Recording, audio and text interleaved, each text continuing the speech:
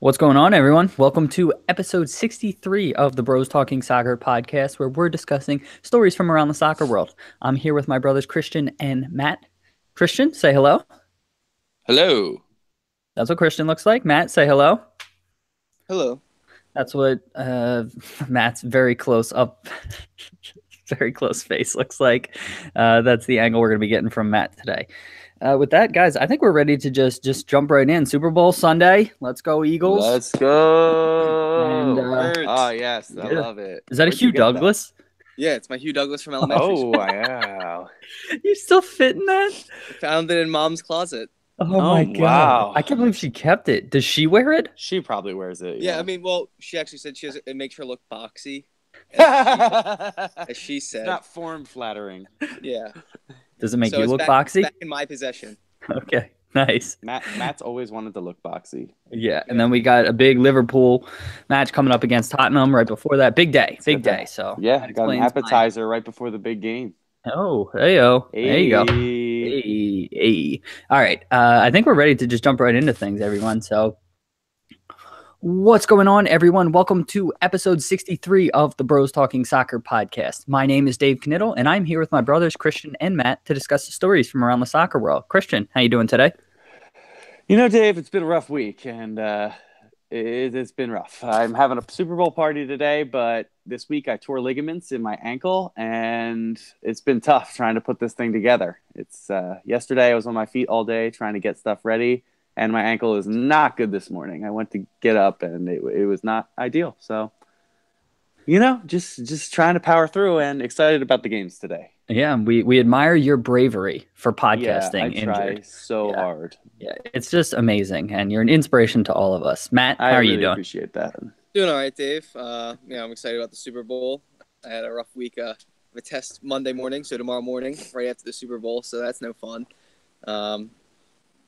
So, be a fun afternoon, fun night. All right, yeah, YOLO. So good luck with everything. Enjoy today, because tomorrow might be rough, guys. I'm doing, just swell. It's been a positive week, a lot of positive vibes going on. Had some good meetings for the podcast and for other projects and all of that. Exciting day. We got the Super Bowl. Before that, we got Liverpool, Tottenham, and so it's just exciting times around here. So it's good stuff. Christian, do you have our trivia question for this week? I do have a trivia question this week, Dave. Thank you for asking. So this week, my trivia question is in relation to Paul Pogba. Do you guys know how many days between losses for United with him on the field? I do not. So we will think that Okay. over. And listeners, you will think that over. And we'll give our guesses at the end before Christian reveals the actual answer. Okay, guys, I got some exciting news before we get into our topics. First off, we have partnered with StadiumScene.com. And Stadium Scene is basically a travel guide for sports fans. They have reviews and recommendations for bars, restaurants, and other things to do around sports stadiums across the U.S. They also have a bunch of content creators that they've partnered with around all different kinds of sports content. So be sure to go check them out at stadiumscene.com. You'll see some of our stuff as well as other people's things. Additionally, guys, very exciting news. We have a website, brostalkingsoccerpodcast.com. You can read about us, see some funny pictures, check out some of our past episodes, and more. So really, really exciting about that. Lastly, two more things. So FanFutsal, we are going to be back up and running. I am the founder of FanFutsal, which is it is a simplified fantasy soccer website. We have you select 5 clubs instead of individual players, and our only scoring elements are goals scored, goals conceded, and the result of the match. So scoring is simplified, team selection is simplified, but we still have strategic elements like positions and formations. So overall, just tons of fun. And we've been experiencing some issues. We have them fixed. The site will be back up and running. We will have games starting this upcoming week. Lastly, check out our YouTube channel. So we record this thing live on YouTube, so you can watch us, search for FanFutsal or Bros Talking Soccer. Watch us live. We're recording Sunday mornings. I think in the future, we're going to be recording Sunday evenings, Eastern Standard Time. And go check out the Soccer Tavern YouTube channel. I'm making videos discussing the history, culture, and philosophy of the soccer world. All right, so there are all my plugs there. Just a quick heads up for those tuning in today. This isn't the Dave Monologue podcast usually, so yeah. Apologies. Just so there was just a lot of news. Yeah, there was a lot of news today, so usually it's not that long. So thank you for bearing with me through that. Now let's get to the real reason you're all here. Our topics for the week. So first off, Ozil re-signed with Arsenal after their transfer window. You know, there was a long, protracted saga whether he was going to re-sign or not. Christian, what do you make of Ozil re-signing with Arsenal, both from his perspective and the club's perspective? Well, the first thing I noticed is your German accent has gone way out the window, Dave. It's Ozil. You pronounce the umlaut over the O. But I think it's huge. It's a huge signing for Arsenal. It's almost as big as the Aubameyang signing or signing Mkhitaryan in the Alexis trade. It's huge. I think it's amazing that they were able to keep a player of that quality. He hasn't been really living up to the hype in probably the last year, but you can kind of see in the last month or two, he has very much improved his performances, and he's been creating. And yesterday with Aubameyang, you just know Aubameyang's going to get through to some of those passes that he's able to play. And Aubameyang looked frighteningly quick. Oh my God! I've watched him a couple times before, but he is going to be the real deal, and it's scary to see Arsenal really improving as a collective team, as well as they're keeping a hold of their individual players now. Matt, your thoughts on Ozil re-signing with Arsenal? Yeah, I think it's huge for Arsenal. I thought he was going to stay. It's just huge news that they're able to keep him. I know losing Alexis, it would have been, like throw the alert on. Sorry, I couldn't think of the word there. Like if they lost Ozil and Sanchez, they would have been, detrimental to the club, losing their two best players, two biggest signings in, maybe their history. Not their history, but not in their recent history. Yeah. I was like, no, they're not the two best players, but two of their biggest signings ever. If they lost both of them at the same window or same year, it would have been huge. But keeping Ozil's big, getting Aubameyang and Mkhitaryan, they were both incredible yesterday. Mkhitaryan, best performance he's had in the Premier League probably already for Arsenal. So I think it's looking good for Arsenal, and it's good that they got to keep Ozil. So I get it from the Arsenal perspective. Do you think it was best for Ozil's career, Matt, to stay at Arsenal? Yeah, I don't see like how his career is going to be. What is he, like 4 or 5-time German footballer of the year? So, and like all of those come while he's at Arsenal, or 3 or 4-time German footballer of the year. I think all of them come like while he's at Arsenal, or maybe one when he was at Madrid. He's got a starting spot for Germany. He's probably the best player on Arsenal. I don't see like how it's a bad thing. I mean, you could always win. I guess you could always win more, but I think he's in a great position right now. And if he goes to another team, like he's not guaranteed a spot. Arsenal has a spot solidified. Like he knows exactly who he is at Arsenal. Fair enough. Christian, your thoughts on if staying at Arsenal is best for his career? That's a tough one. I think Arsenal are in a really challenging position right now. They're 8 points back at the well, as of now, they're 5, but they've played a game more than Liverpool and Chelsea. I think they're going to have a really tough time trying to get into that 4th position. And if they don't, Ozil's missing another year of Champions League. He's too good to be missing out year after year. I just think if you think about it that way, it's not the right move for him. Yes, he's one of the stars of the team. He's going to get the accolades. He's going to get the money from Arsenal now. But if he's looking to win the trophies that he wants to win, he could have gone anywhere for free this summer, and he chose to stick it out with Arsenal. And I do respect his decision to do that. But at the end of the day, he could have gone to Barcelona. He could have gone to Juventus, any team like that. He's so creative, and he just has that style about him that he will create chances for his teammates all the time. And he just seems to know how to get his touchdown, knows where to be at all times. And I really think either way, I respect his decision, but I think he could have gone to a little bit of a bigger situation. All right, fair enough. Let's stick on the Arsenal transfer window, but talk about one of the biggest deals that happened. So Aubameyang came to Arsenal. Michy Batshuayi went to Dortmund from Chelsea, and then Giroud went to Chelsea from Arsenal. So there's this little carousel triangle situation. Matt, what do you make of each of the clubs signing the players that they did? Who do you think came out in the best scenario? What are your thoughts? Well, I think Arsenal came out in the best situation. I think they got the best player of those three, and I think they needed to replace Sanchez, and I think they did a great job of that. So I think that worked out best for them. Batshuayi, I know he had 2 goals that was his debut, right? This weekend? Yep. Yeah. He had 2 goals and an assist. So that was big for him. I don't think he's going to be putting that up every game, but I think that was a good signing for them. I don't think he's a Aubameyang, so I think they're probably losing out. And Chelsea, they got a big backup striker. I think Giroud might play well in the Conte system. He's a big physical forward. He's mainly going to be the backup and maybe push Morata a little bit. I think they're similar-ish style of player, so I think he'll push Morata. But I think Arsenal's probably came out best, and probably Dortmund probably came out worse. Okay, I mean Dortmund did get £56 million for Aubameyang, and they got Batshuayi for. I think it's on loan, so it's relatively free. I mean, they have to pay his wages, so there is that sort of caveat there. And I'm a huge fan of Giroud, so I think they all it almost worked out for everyone. But Christian, your thoughts?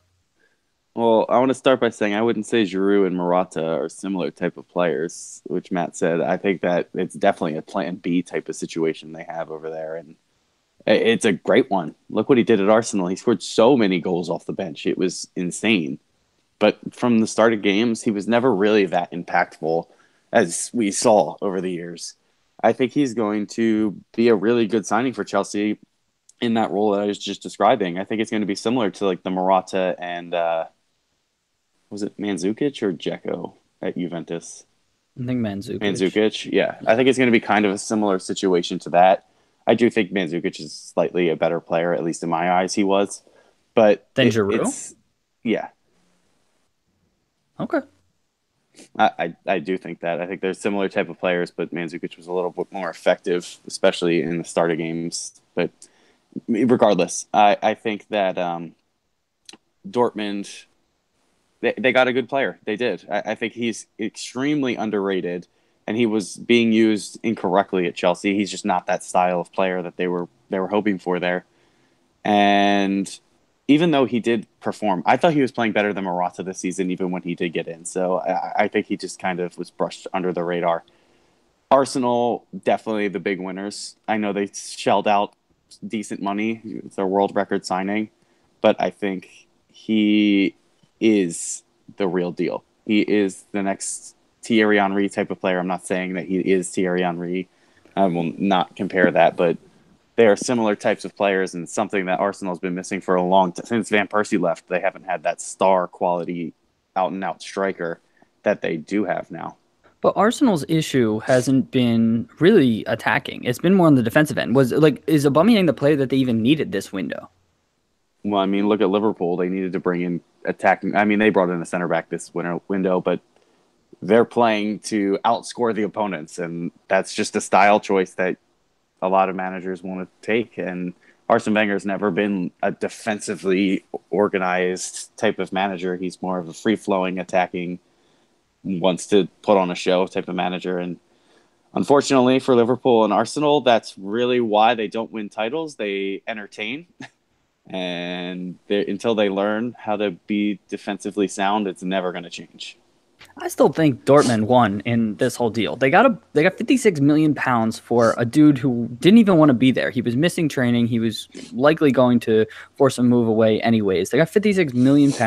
They got a replacement guy on loan who's proven effective. So I actually think Dortmund won out in all of this. Matt, anything else you want to add? Yeah, I mean, I think Arsenal, I don't really think they need defenders. I mean, if you score, all you got to do is score more goals in the team. There's so many different ways to win.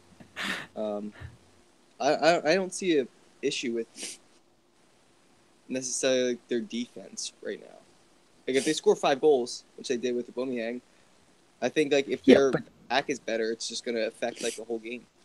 Yeah, but they scored 5 goals against Everton, and so I don't want to demean Everton too much, but Everton's having a rough go of things lately. They put up 5 goals against Everton, but it's not like they put up 5 goals against Chelsea, Although Yeah, I Chelsea's mean, we're having, gonna really see in the next 2 weeks how really good they are when they go to Wembley to play Tottenham, and then they have Man City at home. They're gonna have a tough road here, and if these players are as good as we are hoping and seeing here, then it'll be competitive. If not, I think those two teams are still better than Arsenal, and it's going to show. yeah, and I think the City game will be most telling because the Tottenham game is going to be intense. It's going to be physical, like that. That's just going to be what it is. But the City game, I think, is really going to tell like how attacking they can be. Because Liverpool showed that they could go toe to toe with City, but is Arsenal's attack now at the same level as Liverpool for you, Matt? Do I think Arsenal's attack is better or just as good as Liverpool? Yes. Yeah. Okay. I think it's better. Okay. I'm not convinced yet, so I guess we'll see. Let's keep things moving. Last topic I wanted to cover here. The rest of this is going to be heavy kind of US MLS focused podcast, but the last one I wanted to cover in this first segment, LAFC is joining MLS this upcoming season, and they've partnered with YouTube to broadcast their matches instead of a traditional sort of television television partner that shows it on regular television. It's kind of the first deal of its kind to have a partner that is only showing on YouTube. You can buy the service for, I think it's $35 a month. So Christian, your thoughts on LAFC kind of taking this different sort of approach? Wait, they're paying. You have to pay $35 a month for this? Yes, it's their TV service, I believe. Huh. That's very interesting. That is very different. I think it's very, very, very bold to try. So something it's not 35. So just to clarify, it's not $35 just to get access to the LAFC games. It's $35. Okay, it's for listeners. It's $35 to get access to basically instead of cable. It's for cord cutters that want to still get cable. So sorry, continue. I still think people are always going to prefer cable, at least for right now. I know there's been a shift and it's changing. I know you don't have cable anymore because you're such a big deal out there in Cali. I live in Silicon Valley, so we have to cut the cord, Yeah. So in California, I don't really know. You probably know a little bit better than we do how successful this might be. But living in the Philly area, we see most of the people that I know, pretty much everyone I know still has basic cable or premium channels, and I just think this is a really bold decision that might backfire on them because I don't know anyone that has this YouTube deal.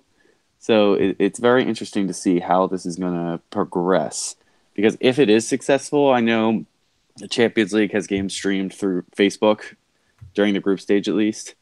It's going to be interesting to see how successful it can be in a social media type of situation where you're airing all of your games. Yeah, well, it's not social media. I mean, it's its own sort of platform, and I'm sure they have apps and things like YouTube is kind of a social. It's a broadcasting / social media site. Yeah, but I'm certain that they have apps. Like nowadays, I have my Xbox and we only have 2 TVs, but I have my Xbox on both TVs, so I can get all my apps right on there and stream it, and it's not really a problem outside of being delayed by 2 to 3 minutes, which can be frustrating. So nice to be able to afford 2 Xboxes for all your TVs. It's a 360. But anyways, Matt, let's bring you in here. What are your thoughts on LAFC kind of going this route? So they're not going to have like the broadcast on their their local Comcast nope provider like this. Okay, so that kind of sucks, and I think like because it's such a new team without a following yet. Like Christian said, I think it's really bold to just make the viewers switch what they're doing just to watch their game to accommodate for the team that they've never seen play. The club like you've never really seen work together yet. So I think, and a city that already has a team. So I think it's going to be pretty tough to get a good following and get viewers for it. If the Galaxy wanted to change to that YouTube thing, I think it might make more sense. But yeah, I just think I agree with Christian. It's bold and it's risky. Fair enough.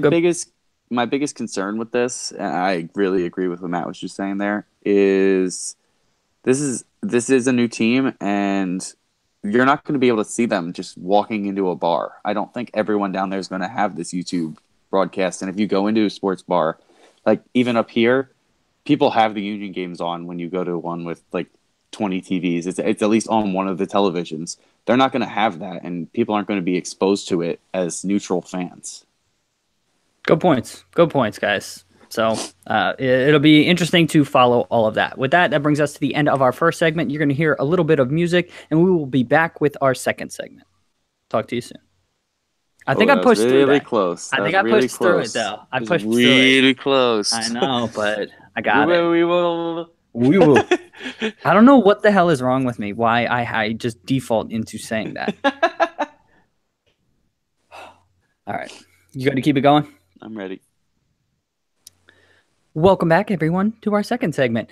Jumping into things, Jack Harrison moved from New York City FC to Manchester City and then was loaned out immediately to Middlesbrough. So Jack Harrison, it was kind of public that Stoke City was in for his services and were making bids for him. And then at the end, he joined Man City. Basically, it was said at the same fee that Stoke were willing to pay. Matt, what do you make of NYCFC, which is a feeder club or is owned by the owners of Manchester City, basically selling the player to themselves? Yeah, I mean, for a Manchester City perspective and like the ownership group, it makes sense. Don't want to lose like your assets to another club. If they believe in him, they're going to loan him out, see how he does adjusting to England. Middlesbrough is not in the top flight right now. So, but I think the championship is a good, indicator of how well the player could adjust in England. So, I mean, I'm happy that it's not just like going into Stoke and he probably wouldn't play. I don't know how Stoke were looking at him.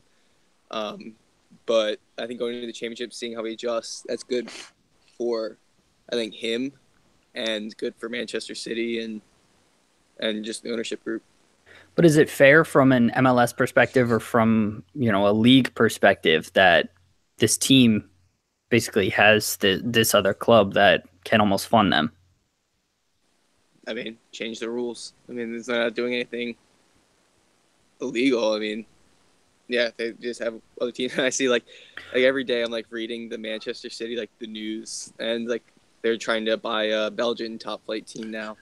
And now we have like Girona, who's doing so well in Spain.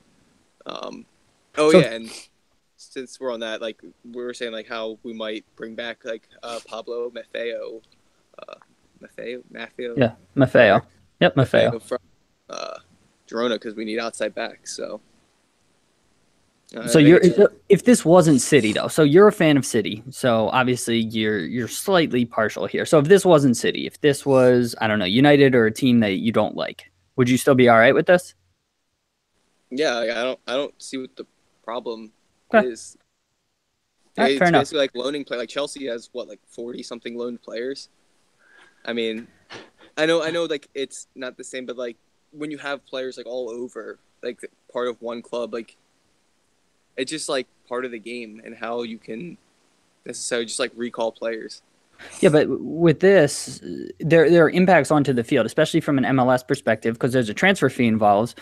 And Man City is basically paying themselves, but in MLS, they get additional funds in their budget. They can get salary cap relief, like the mixed Discord situation. So for me, I don't know. It just rubs me a little bit the wrong way. But Christian, let's get your thoughts here. What do you make of Harrison moving to Man City?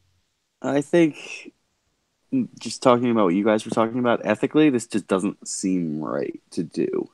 You can't own multiple teams and then just kind of move them around. It doesn't look right. And I know it's not against the rules, but it's frowned upon, as we would call. It just doesn't look doesn't feel right. It doesn't. It just rubs me the wrong way, as you were saying.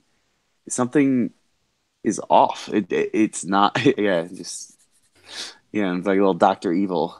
It's trying to think of how to describe it, but he clearly was going to go to Stoke City. It's what it kind of looked like, and Man City came in and said, nope, that's our player technically. We own that team too, so we're just going to bring him over, and when you see these transfer fees, that this article was saying it's 7 figures. That's not a lot of money in the soccer world, especially for Man City. They just didn't want one of their competitors to get him, and that's fine. I understand that. Usually there's a bidding war, but in this circumstance, they got to underpay. I'm sure Man City did for. Well, allegedly, they paid what Stoke were offering. Allegedly speaking. Well, if they did that, then that's okay, but it's still fine with you? is a little shady because you don't really know. They are in charge of both teams, so it's almost like they're just moving a player over. And what are they really offering Man City at that point? They're just not even transferring money. They're just saying, hey, we have this money and it's still here. That's almost how it looks. Well, yeah, I mean, it's similar to like a corporation. If you have subsidiaries, it's legally moving payments between the companies because, they paid a transfer fee. It was market value and so on and so forth. But like you said, I think it just seems shady. It's within the rules, but it just seems shady, especially with MLS's weird roster rules. Yeah, and just another point is we could throw it back to one of our previous podcasts when we were talking about Red Bull Leipzig and Salzburg Leipzig. Nope, Red Bull Salzburg. It just doesn't look right when you're both competing in the same competition. It's a similar type of situation with this, and because they can transfer players and kind of have shady dealings between them, it's not right, and it looks like you're cheating at times, even though you aren't. It's fine. Matt, anything else you want to add? Yeah, wait. So, I completely forgot about Aaron Moy. Yep. So is he still on Man City? Is he loaned right now? I believe he was sold to Huddersfield. So for those who don't know, Aaron Moy is an Australian player. He played for the Melbourne team. I think they're based in Melbourne. He played for the Who are they? Melbourne City FC. Yeah. So he played for Melbourne City over in Australia, and Man City signed him, brought him over, loaned him out to Huddersfield, and then ultimately sold him. Most likely that's what's going to happen with Jack Harrison too. So continue, Matt. Yeah, I was just saying, I was just wondering if he was still in Man City, because I thought we sold him, but I was saying because we're trying him in the Premier League. It won't be maybe he will get another shot in the Premier League, and maybe we sell him to Middlesbrough if they get promoted or something. Or Jack Harrison? Yeah. Harrison, maybe we sell him. So I think it's not necessarily a bad thing for his career even to just be over there. Yeah, I don't think it's a bad move for his career. And I think, honestly, him going to Middlesbrough over Stoke is probably a better thing. So Middlesbrough, I think, is pushing for promotion playoff in the Championship.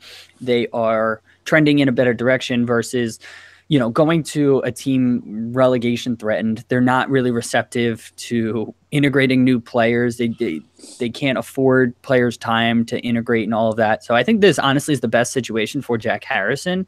I was just, it just, again, looks shady strictly from an MLS roster's perspective, and Man City kind of they're playing completely within the rules. So it's not an unfair advantage, but just the optics look a little strange. But let's keep this thing moving along, sticking in MLS and drama and all of that. So there have been a couple main roster drama stories this preseason. The two biggest ones were Lee Nguyen and Kyle Larin.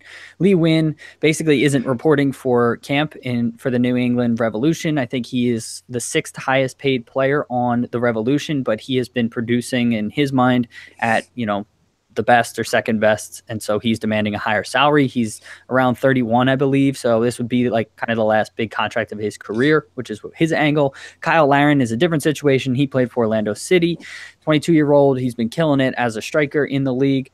He signed a 3-year deal when he came out of college with MLS, and there were 2 option years that MLS clubs could exercise. He said those weren't valid. MLS said they were valid, so he just went to Besiktas, started training with them, started playing with them, and Orlando City was like, what the hell is going on? That is our player. And so eventually it got worked out where Besiktas paid a transfer fee, and MLS said Orlando City can keep the full transfer fee, which is different than MLS's rules. Usually they have to share a portion of that fee with the rest of the league. So that's a little bit of background. Christian, for you, which salary or which roster situation was worse? Ooh, this is tough. Honestly, Kyle Laren was very, very, very good in his first year. He broke the record for a rookie scoring. But every year he's gotten less goals. You see what, 17, 14, 12. It's been deteriorating a little bit. Plus, Orlando City brought in Dom Dwyer kind of in preparation of him leaving. So I don't think it really caught them as off guard as they may be looking like it did. But I think it was he more wanted to go to- leverage. What? I think it was more leverage. So he just left and completely, like, all their leverage went away. I think that's more where their frustration came in. But they had to have known he was looking to go to Europe. There's no way they were completely unaware and caught off guard. So I think it's best for his career right now. If he wants to go to Europe and a team is willing to train him and pay his fee, which they did, then he's more than welcome to go over there. Besiktas are a team that competes to get into the Champions League or gets into the group stage pretty often. We see them around quite often. In the knockout rounds for the first time. Yeah, exactly. So it's not a horrible, well, it's actually a very good decision for him, and I don't think it's a really terrible situation for Orlando City. They've had a lot of turnover this year, but they brought in Sasha Kljestan. They brought in Marim, right, from Columbus? Yeah, Miram. Yeah, Justin Miram. Yeah, so they've very much improved in the midfield as their salary space kind of opened. And I know they lost Kaká, but he was aging anyway. And they have Dom Dwyer to walk into Kyle Laren's place. So they're not really in a horrible situation. I don't think anyone really lost out that much. And it almost was a win-win for everyone in this situation. Okay. But Lee Win? Yeah, sorry, I was going to go into that now. Win. I think Lee Win is a very, very different situation. I think he's going about it in the wrong way, not reporting for training and everything. I don't like when players do not act professionally. I understand he wants to get out. He has earned that right, but he has to vocalize and act professionally. It just doesn't. It rubs me the wrong way too. Like there's been a lot of rubbing the wrong way in this podcast. But it's not right. The way Coutinho went about it, where he continued to practice, he got his move eventually. I think that is the model that players should follow. It drives me crazy when they don't act professionally, and I think it's ridiculous. And completely honest, I agree with him that he's the sixth highest paid player in his team when he's clearly been the best player on that team pretty much since he's gone there, at least from what I've watched. And they've had a lot of turnover at striker, so he's been providing for different people all the time up there, which it doesn't help with consistency. Yeah. But I think he has earned the right to go where he wants to go. He is a good player, not great. He's a solid playmaker, but he has earned that right, and I think he's going what. Yeah. So I think it's unfair to call him unprofessional. So he played all of last season. You know, we don't know what's going on in the front office and his interactions with them. It's preseason. It's the first week or two of preseason. You don't know if he's keeping himself in shape elsewhere. And this is really his only, going back to leverage, this is only his point of leverage. Like, in order to get what he wants, this is what he has to do. So I don't know. Matt, what are your thoughts on both these two situations?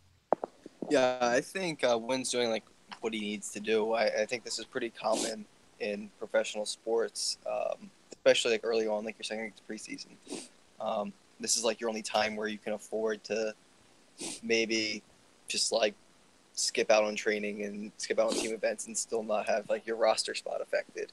And like somebody like what Christian was saying, like being professional, like Mahrez has been playing for Leicester for the entire time, and you know he's been playing his hardest. And then the transfer window comes, and then he wanted to move to City. They don't sell him, and then now he's just stuck there. And then he just stopped showing up to training since the transfer window closed. So I think like it just sucks for like the players. I think if Mahrez maybe held out earlier, then maybe he would be transferred. And now Leicester may just have a player, just a wasted player getting paid, you know, what Mahrez gets paid. So I think Wynn's got like he's doing what he needs to do. Agreed. Do you have a dog? That's Christian, I believe. That's not me. I'm not barking. I believe that was not Christian barking. Yeah, but Yeah, Laren, I think it's.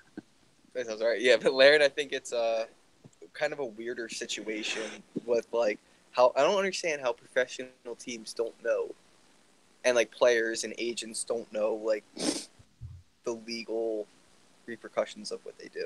Well, I don't think it's that he didn't know, it's that he didn't agree. I don't. Law is Yeah. all about interpretation, Matthew. Yeah. Oh, I know is a lot it? about birth. Yeah. I think Yeah. Matt I knows took that business law in school all back too in well. college, so like I'm basically a I think lawyer. Matt knows how to play that game as well. They're more Yeah. like guidelines. Yeah, if any of us know, I think Matt probably has the most knowledge there. But all right, so sorry, getting back to your point about Laren. Yeah, so I think that's more of like a weirder situation and harder to deal with because I think because like the club thought they had him for 2 more years or even tried to hold on to him for like those extra 2 years, that shows that they weren't necessarily prepared for him leaving just like right now. So I think that's kind of like a weirder situation. Yeah, and I don't think they weren't prepared. Like Christian said, they brought in Dwyer. I think that they knew that they were going to lose him. It's just they lost all of their leverage in negotiations, right? So he just wasn't there anymore. So they can't command like a, $10 million fee from Besiktas. Now it's, I'm sure, in the low $1 million range. Just, 2, 3. I don't know what it was, but that's it. You do bring up a good point about Christian. You're making a face. How much was it? Did they report it? Sorry, no, I was making a face at Matt's angle. Okay. All right. Sorry. You do bring up a good point about Riyad Mahrez, and it's a very similar situation. The only thing is, from a club's perspective, I mean, players have the ability to sign shorter term deals, and so by signing longer term deals, you lose the ability to kind of maximize your value by playing it safe, and you're locked into a salary over a longer period of time. So I do just want to throw that caveat in there from a club's perspective. So with that, let's keep this thing moving along. Unless Christian, you have anything else you really want to say? Nope, that's it. All right, let's go to a little bit more music, and we will talk to you very soon. Okay. Musica. Cool. You'd use different words. What do you want me to say? I know my big wheel is in front of your car, Ma. I will move it. Christian, you need to blow your nose. You keep sniffling.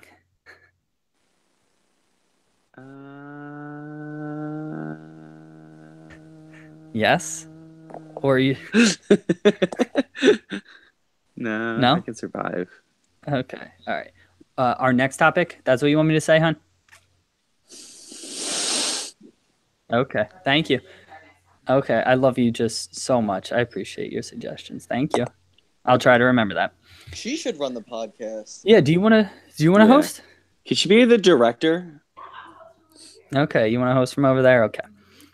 Welcome back, everyone, to our third and final segment. Our next topic here is the MLS champion versus Liga MX champion is a match that may be happening. So kind of a North American Community Shield type of situation. It would happen in apparently September, which is kind of in the middle of both leagues' season, and it seems a little bit odd. But Matt, your thoughts on this, North American Community Shield? That's what I'm calling it. They don't have a name for it yet. Yeah, so is it going to be like considered like a competitive match, or is this more of a Well, friend? I think that you don't know till it starts being played. I mean, I'm sure sponsors and leagues will build it up as that, but I don't know if coaches will treat it that way. I don't know if players will treat it that way. Yeah, I love how I actually think it's a great idea, like in principle, having the Mexican and American champions playing each other, because like I think like as a North American like culture, I think our soccer like cultures between us two countries is very close and very competitive, and I think it would be just like an interesting, spectacle for the fans. But in September it doesn't really make sense. If it's in the middle of both seasons, I know it's frustrating that our seasons don't link up in general, and all the scheduling issues we have that we've talked about in many previous podcasts, but just like making it in September, and like that's kind of towards like the end, like the important part of the MLS season where like you're getting ready for playoffs. So it just doesn't make sense to me to put like if it's going to be a competitive match, or if it's going to be a charity match, or just like a friendly then that's fine. Maybe you play like your youth players then, and see like how that happens. But like if it's a competitive match, this doesn't make sense at all. Christian, your thoughts on this potential match happening? I love the idea. I hate the logistical part of it. It just doesn't really make any sense. The only time both leagues aren't playing are in December, and that's when MLS Cup finals are. So the only way I could see this possibly working out is if you put this around the holidays time, like maybe make it a featured event, which might be cool to do. I think the end of December, early January would be really interesting to see if they could work that in. But I also know there's a lot of other sports playing on those days, and to be competing at that, it would be tough. I don't think it would be as big of a deal as I'm saying it, but I think that it would be a really cool event to see. I just can't imagine a situation where you're coming into this game and both teams aren't really either far removed from their season or in the middle of their season because the two schedules don't line up. It's tough, and I think it would provide a lot of entertainment because Mexico and the U.S. have a big rivalry, and it would give us another chance to see outside of the Champions League in CONCACAF, see teams play against each other, and you get to see the champions play against each other, which is really a cool idea. But I know in Mexico and even the U.S. with the U.S. specifically for the Champions League, a lot of the times the rosters change a significant amount because of the timing of when it starts. Yeah, and this would give us for the next season. This would give us more of a chance to see the current champions, if it was at the end of December, play against the Mexican champions. In your scenario, but the issue is the one that's in September. It's tough because there's going to be huge turnover, and they're going to be competing for those final playoff spots, and it's when the real push begins is September, late August, early September is when it really starts because those are the last maybe 8 to 10 games. Yeah, and I agree with you guys. I love the idea. It's just the execution, the logistics. I don't know how it's going to work out. I mean, the issue with putting it at the end of December is, the holidays are right around then. And also MLS offseason starts basically mid to late January. So then MLS Cup champions are going to have a significantly less offseason than a lot of other teams. So there's that sort of wrinkle to throw in there too. But let's talk about our last topic now, at least major one here. And Jeff Cameron came out with it wasn't his article, but there was an interview spotlight of him in the New York Times, basically just ripping Bruce Arena and saying that he is the reason the U.S. didn't qualify for the World Cup. So he, there were a lot of other things in the article, but that was kind of the big sort of major takeaway. He said that Jurgen Klinsmann, if he was still manager of the U.S. would have qualified easily. Matt, what were your thoughts on, Jeff Cameron's comments here? Hold up, real quick before I answer that. Can you hear the music? No. Christian, can you? No. Okay, Mom is blasting music. As loud No, as of course. Yeah, is she singing as well? What are we listening to? I don't even know. The old music they always play, whatever. Old music. 80s? Yeah. 80s? Old lady music. Okay, so back to this. Jeff Cameron. Okay, yeah. So, yeah, in previous podcasts, I think right when the hiring of Bruce Arena was happening, I was always against it. We can check the tape. Yeah. There. No, I think you were. Dave was real big on. I was Bruce big on Arena, and I was very wrong. Yeah, I was never a fan of his. I thought it was just moving backwards instead of forwards. I actually just never liked Bruce Arena. Thought he always just had like a smugness, and I don't think he necessarily knew. I don't think his tactics were ever right. I don't think he adjusted to the way soccer is kind of played. I feel like he's more of an old-fashioned MLS American soccer type of person. I think the game has changed so much in the last 10 years, especially in this country. Like even like when I started playing, like the difference between like when Dave was in high school versus I guess when I was in high school, I feel like the style changed so much over these years, and like soccer grew so much. I'm not saying like one was better or worse; it just changed. And I think now we're trying to adapt more to like the world game. And I think Arena wasn't that person. I was always a Klinsmann fan, and I mean, I'm pissed when I make the World Cup, and if I'm part of that team, I'm pissed. So I don't blame him for pointing fingers.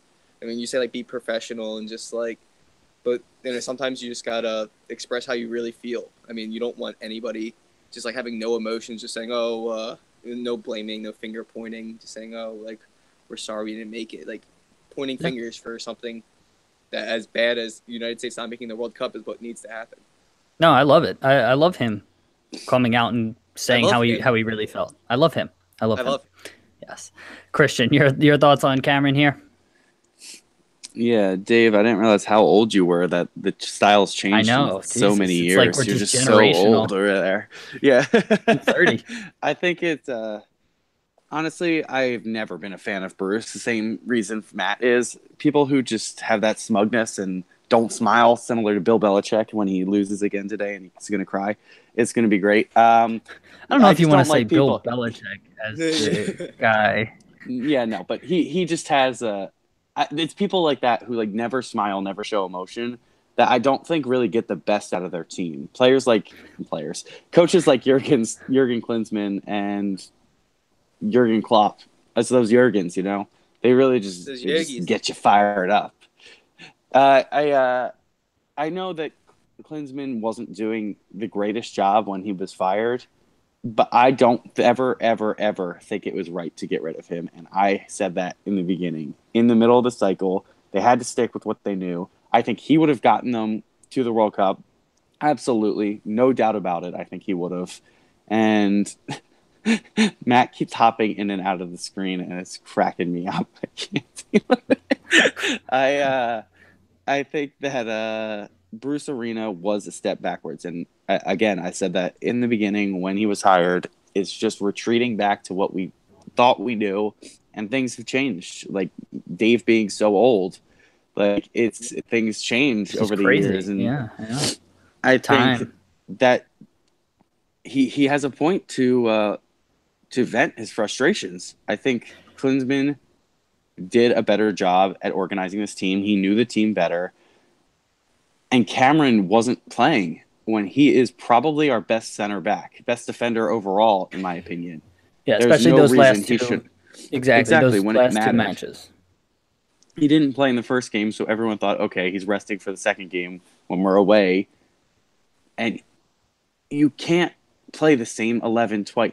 You could not do that. When you are traveling that much, I understand there's a consistency factor, but when you're playing with a national team, there isn't that much consistency anyway. You are a little bit of chemistry, but you need to be able to rotate your players, because that is the international game. And it seemed like Arena just didn't know, and he lost his way. Agreed. And so I agree. I was very wrong about Bruce Arena. I still am not convinced that they would have made the World Cup with Klinsmann. I thought that they should have gone away from Klinsmann after the 2014 World Cup and just started a new cycle with a new manager, kind of new ideas and all of that. But yeah, I was wrong. And I think you can put almost most of this on Bruce Arena, and for his arrogance and for his lack of tactics and rotation and all of that. So with that, guys, Matt, anything else you want to add this topic or any other topics? I feel like Bruce Arena, his soccer knowledge doesn't extend much more than like your average dad coach. I feel like he just like had no tactics. Well, like Bob Bradley. No, I think I think that's unfair. I think Bruce Arena subscribes to the Carlo Ancelotti school of management. It's very laissez-faire. It's very just like get out there and figure things out, like that type of thing. So I think he's very, very knowledgeable. It's just his management style is more man management and isn't like Pep Guardiola. I'm going to tell you what to do in every single possible scenario. So that's what I think. Christian, I don't think any other thoughts? I don't think the team or the players are good enough to do that. No offense to the U.S. players. I don't think they are ready to be providing that, and they need a coach who's going to discipline them and get them playing a certain style and know exactly what to do in every situation. I think they are if you put the best players on the field. And the fact that Cameron wasn't out there for either of the matches, and a lot of his decisions, Bruce's decisions, where he didn't bring in some of the up-and-coming players, whether it's the Weston McKennie or Jonathan Gonzalez, who now plays for Mexico. He didn't give those up-and-coming players opportunities. So, yeah. So I don't really have anything else to add beyond that. So I think Bruce Arena knows soccer. He knows soccer, but I just think his style just may not work anymore. Christian, anything else you wanted to add? Any other topics?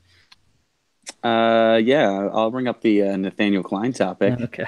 So he was Nathaniel Klein, the right back for Liverpool, who hasn't appeared once this season because of an injury to his back, was on a show in Miami. What was it? Love and something. I forget what the title of the hip hop. I think it's like one Miami? of those real world Miami type of deals. It wasn't called that, but not Real he World. was on the like show. Real Housewives. It was very different than Real World. Real World is its own whatever. sort of animal.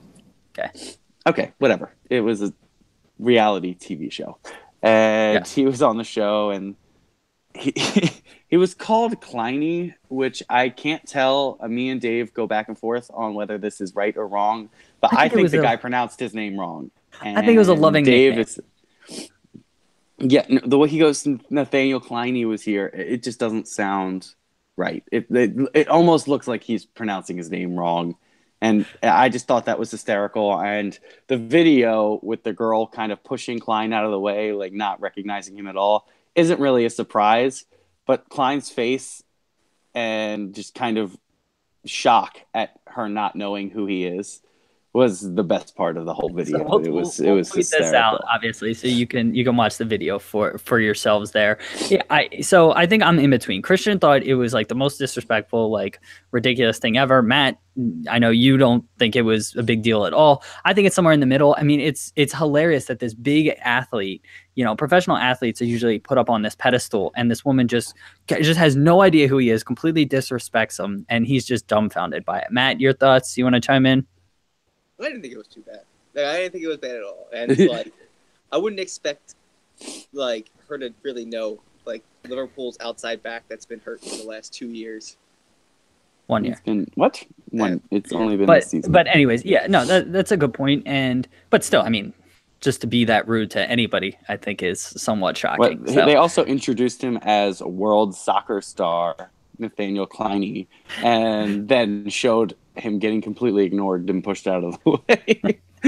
Yeah, it was an interesting clip. You guys can judge for yourself. The last thing I want to bring up, big U.S. soccer presidential election is next Saturday, February 10th. There's still, I believe, 8 candidates in the running, and you need 50% majority to win the election.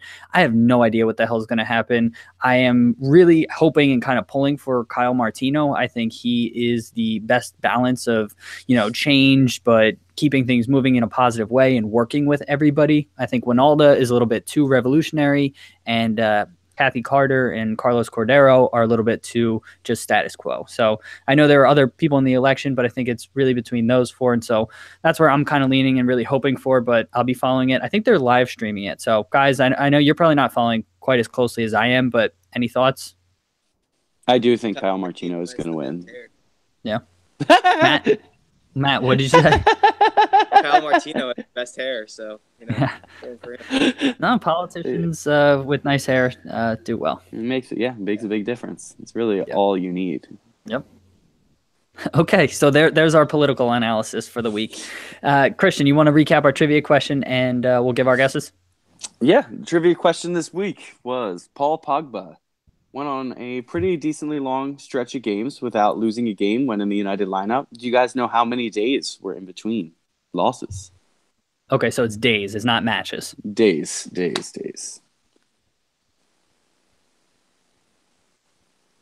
Matt, do you want to give your guess? All right, so I think it was 27 games. So I'm trying to think like when he's been hurt too. So I'm going to go, how long is the off season? I'm going to go like 300 days. 269. 465 days. Oh my God. So what is that? Last like December 2016 or something? Yeah. No, even before. Probably I think it was November, early November, late October. Quick maths. Yeah. Can never be hot. Yes, never be hot. Okay, guys, with that brings us to the end of this October podcast. October 23rd, 2016, and a 4-0 loss to Chelsea. There you go. Okay, now with that brings us to the end of our podcast. We will tweet out all of the stories we've talked about on this episode from our Twitter handle, which is at BT Soccer Pod. You can find links to all of the stories in the podcast show notes as well. We have Twitter at BT Soccer Pod, which I think I just mentioned, but can't remember now. We have an Instagram, just started that, so we got a couple photos up there of me just being ridiculous. So check that out. I don't even know the Twitter handle or the handle for that. I think it's just Bros Talking Soccer, but we'll confirm that and get back to you next week. But search for us on there. If you want to get in contact with us, our email is bros.talking.soccer@gmail.com. We put all this on the Fan Futsal YouTube channel. Go check that out. And our website is brostalkingsoccerpodcast.com. Go check us out there. Christian, thank you for being here. Matt, thank you for being here. Go Eagles, and we'll talk to you soon. Say, everyone.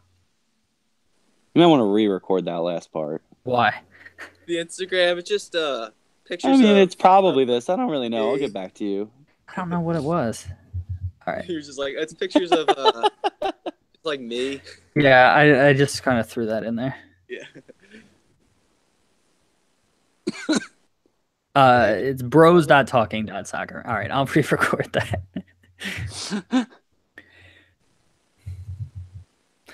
With that brings us to the end of our podcast this week. We will tweet out all of the stories to topics we've discussed this episode from our Twitter handle, which is at BT Soccer Pod.